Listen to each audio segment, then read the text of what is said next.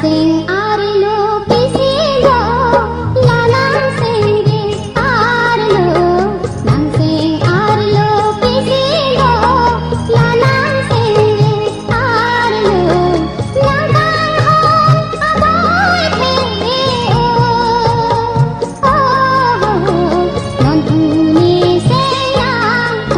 arlo non thuni